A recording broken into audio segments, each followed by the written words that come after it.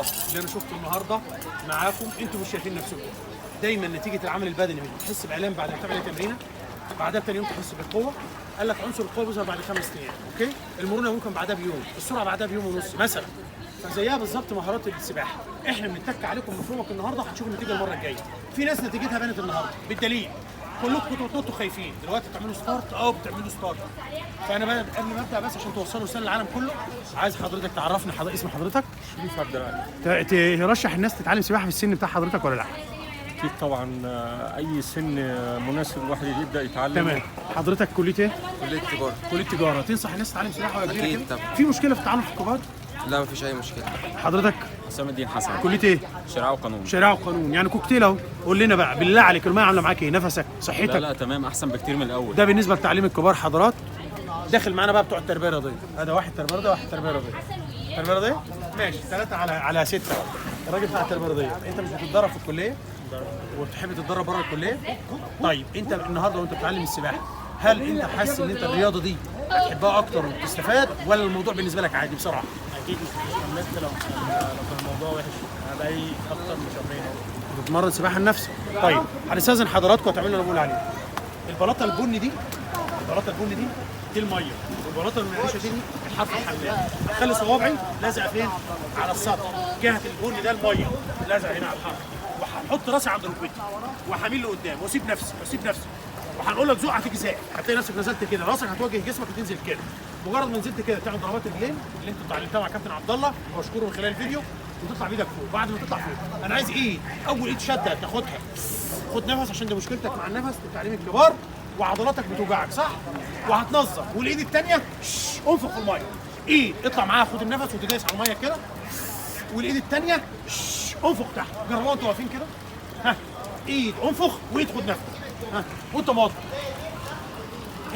ايوه عايز حضراتكم تفرجوني بقى على الستارت اللي انا قلت عليه. ستوب، ورينا كده الحرف، اقف على الحرف، صوروا بالفيديو وقدام حضراتكم وهم هو واقف الوقفه اللي انا قلت عليها، كل اتنين وراه. مين اللي قدام زي ما انا قلت؟ زق، يلا هزق، الاقي نفسي نزلت صح كده. ايد نفس، ايد نفس، وايد اطلع زفير.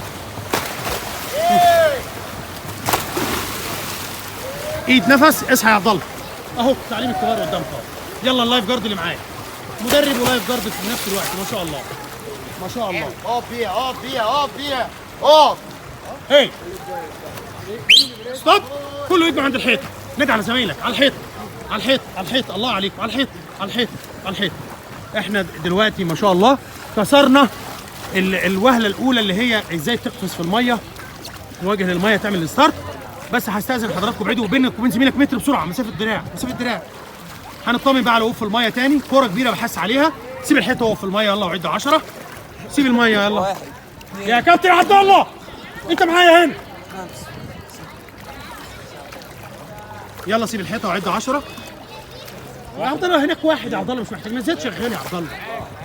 طبعا بشكر كابتن عبد الله شخط فيه، دول تعليمه في السيفتي. انا بكمل بس، ده هيشرب ميه اهو. يبقى انت محتاج تزود الحركه بتاعه الرجلين شويه وتفتح البرجل وتحاول تقفل ايدك وحس على الميه جامد. ها، بسم الله ما شاء الله. اللي بيمنع الغرق هو الوقوف في الميه، المهاره السيفتي اللي بقول لحضراتكم عليها. يلا ضم على الحيطه، عايز اطمن عليها بقى من القفز. يلا بسرعه، هعد 3 الاقيك فوق. 1 2.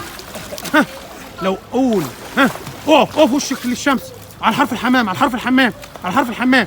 فاكرين النطه العمود اللي كنا بنعلم منها السيفتي؟ فاكرين يا رجاله؟ فاكر يا عم الشيخ النطه العمودي يا عم الشيخ العمودي؟ فاكرها؟ وريني العمود يلا في الميه. دي بنعلم من خلالها السيفتي، بنعود المتعلم ان ازاي ينزل تحت الديب، يبقى عمل دايف او غطس ويطلع جسمه وقف. سيب الحيطه يا عم الشيخ، وحرك ايديك بقى. عد بقى معايا دقيقه اللي بعده. معاك انا وراك ما تخافش. اهو في قلب. روح بقى اشتغل يا عم عبد. انتوا مركزين هناك واخدين عبد الله معاكم ما شاء الله. اللي بعده عايز قلب جامد. طب ما حاره اهي، كابتن اتفضل خش الحاره دي.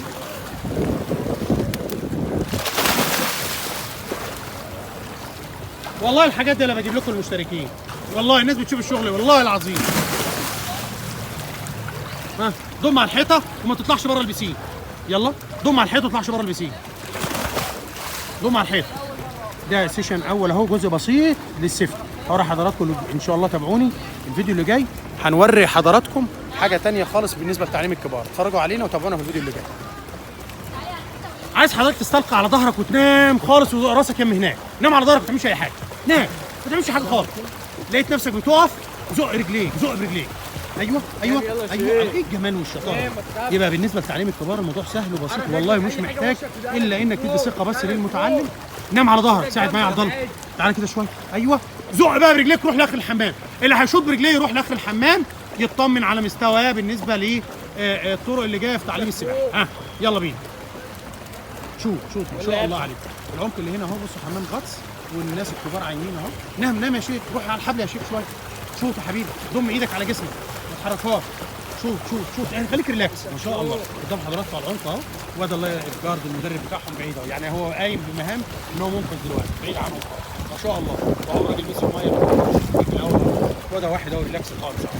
ده بالنسبه لتعليم الكبار. شرفونا، احرقوا الكوليسترول، شرفونا خسسوا، شرفونا اتعلموا مهارات سباحه، احموا نفسكم من الغرق، شرفونا تقدروا تصيفوا مع اولادكم، شرفني الشاب تقدر تعوم بعد كده مع اصحابك مع اصدقائك اهو.